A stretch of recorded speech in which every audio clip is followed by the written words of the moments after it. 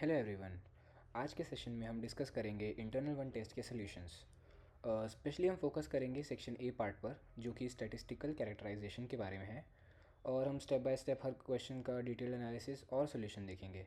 सो जैसे कि आप ये क्वेश्चंस देख सकते हैं, इसके लिए मैंने एक अलग से पीडीएफ बनाया है। सो अभी हम आते हैं फर्स्ट क्वेश्चन पे। सो इसमें हमसे पूछा गया था कि, देख लीजिए आप, ये रहा फर्स्ट क्वेश्चन।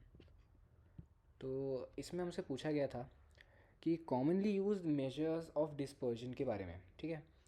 सो यहाँ मेनली ये तीन मेजर्स होते हैं। कोफिशिएंट है और यूनिटलेस पे क्यों, बट ठीक है, हमसे ये सब पूछा है। तो अभी हम आते हैं वैसे ही फर्स्ट पे। तीन होते हैं। फर्स्ट है स्टैंडर्ड डिविएशन। सो ये बताता है कि डेटा मीन से कितना डिविएट हो रहा है, डेटा और मीन दोनों में कितना डिफरेंस है। लेकिन याद रखें कि ये वाला डेटा, मतलब ये वाला मेथड स्टैंडर्ड डिविएशन बहुत सेंसिटिव होता है आउटलायर्स के लिए। आउटलायर मतलब कोई भी डेटा वैल्यू या कोई भी पार्ट जो सिग्निफिकेंटली डिफरेंस है, डिस्टेंस पे है मेन अपने ऑब्जर्वेशन से।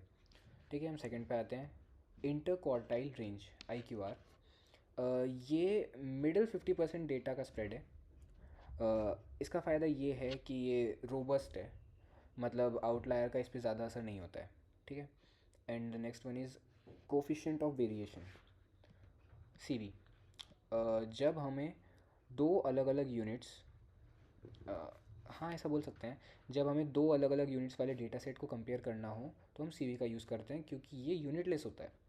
यहाँ पे लिखा है। Third slide. इसी क्वेश्चन का ये सेकेंड पार्ट है कि अगर स्टूडेंट डेटाबेस बहुत लार्ज हो तो हम कैलकुलेशन कैसे करेंगे। हमें सारा डेटा मेन मेमोरी में लोड करने की ज़रूरत नहीं होती है, क्योंकि हम स्केलेबल मेथड्स का यूज़ करते हैं, जो कि स्केलेबल एल्गोरिथम्स, मतलब जो कि हमारी स्क्रीन पे गिवन है। फर्स्ट वाला सिंगल पास वेलफोर्ड्स एल्गोरिथम। ये स्ट्रीम डेटा के लिए बेस्ट होता है, मतलब जैसे जैसे डेटा आता जाएगा वैसे ही ये मीन और वेरिएंस को अपडेट होते जाएंगे। सेकंड मेथड है मैप रेड्यूस। ये पैरेलल प्रोसेसिंग के काम आता है। मतलब डेटा को चंक्स में तोड़कर अलग अलग कंप्यूट करते हैं और एंड में मर्ज कर देते हैं। सो नेक्स्ट, एक सेकेंड, हमारा यहाँ पे फर्स्ट क्वेश्चन ख़त्म होता है। हम सेकंड क्वेश्चन पर आते हैं, जो कि ये रहा। यहाँ हमें 26 स्टूडेंट्स के फीडबैक रेटिंग मिले हैं, और कैलकुलेशन के बाद हमें रिज़ल्ट में ये सब आया है, मीन, मीडियन और ये अपना मोड। इंटरेस्टिंगली ये डेटा बाय मॉडल है, मतलब इसमें दो मोड हैं, और 25 और 35 जैसे यहाँ पे आप देख सकते हैं, ये वैल्यूज़ सबसे ज़्यादा बार रिपीट हुई हैं। मतलब हम यहाँ पे आते हैं। डेटा का डिस्ट्रीब्यूशन को समझने के लिए हम 5 नंबर समरी देखते हैं। बॉक्स प्लॉट बनाने के लिए 5 वैल्यू ज़रूरी होती हैं, क्योंकि फर्स्ट वन इज़ 13, ये 21, मीडियन 35 और 70। मैक्सिमम यहाँ 70 है, और इस पूरे में हमारा IQR यानी कि इंटर क्वार्टाइल रेंज निकल कर आता है 14, 35 माइनस 21। अब सवाल ये है कि क्या इस डेटा में कोई आउटलायर है। इसके लिए हमने 1.5 टाइम्स IQR रूल लगाया है। कैलकुलेशन से हमारी अपर फेंस आई है 56.0, क्योंकि हमारी मैक्सिमम वैल्यू 70 है, जो कि 56 से बड़ी है, इसलिए 70 एक आउटलायर हो गया है।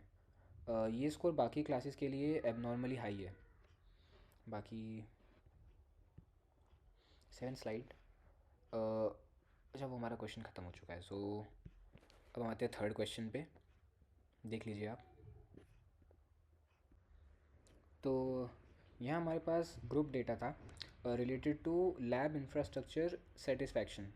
सो यहाँ हमने एक फ्रीक्वेंसी टेबल बनाई है, जिसमें हमने CF यानी क्यूमुलेटिव फ्रीक्वेंसी कैलकुलेट करी है।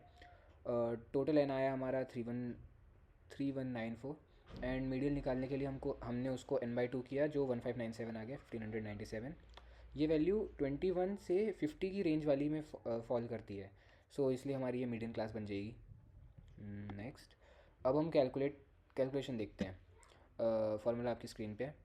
ये L plus bracket n/2 minus C F upon F into H. So हम इसमें वैल्यूज सब्स्टिट्यूट करेंगे। एल हमारा 20.5 है, सी एफ हमारा 950 है, फ्रीक्वेंसी हमारी 1500 है, और 29 हमारी हाइट या विड्थ जो हम बोल सकते हैं। और ये सब सॉल्व करने पे हमारा आंसर आता है 33.4। और अब हम आते हैं फोर्थ क्वेश्चन पे, जो हमारा इस वीडियो का लास्ट क्वेश्चन होगा। एक बाईवेरिएट एनालिसिस है ये, जहाँ हमने एज और प्रोडक्टिविटी का कंपेयर किया है। हमारे पास 18 वैल्यूज़ थी। एज हमारी एक्स, उसमें एक्स डिनोट करती है एज, और प्रोडक्टिविटी हमारा वाई। ठीक है, यहाँ पे हमारा मीडियन, स्टैंडर्ड डिविएशन, मीन सब दिया है दोनों का। I Q R means inter quartile range. So next one, सबसे इम्पॉर्टेंट बात ये है कि क्या एज और प्रोडक्टिविटी में कोई रिलेशन है। सो फर्स्ट, पियर्सन कोरिलेशन यानी आर, इसकी वैल्यू 0.8176 है। ये एक स्ट्रॉन्ग पॉजिटिव कोरिलेशन है। इसका मतलब जैसे जैसे एज बढ़ रही है, लोग खुद को ज़्यादा प्रोडक्टिव फील कर रहे हैं। आर स्क्वायर्ड वैल्यू है यहाँ पे 0.6685, जिसका मतलब है कि प्रोडक्टिविटी में होने वाला 67, हाँ 67% बोल सकते हैं उसको, क्योंकि 66.85 है। 67% वेरिएशन एज से एक्सप्लेन किया जा सकता है। सो यही हमारा मेन था।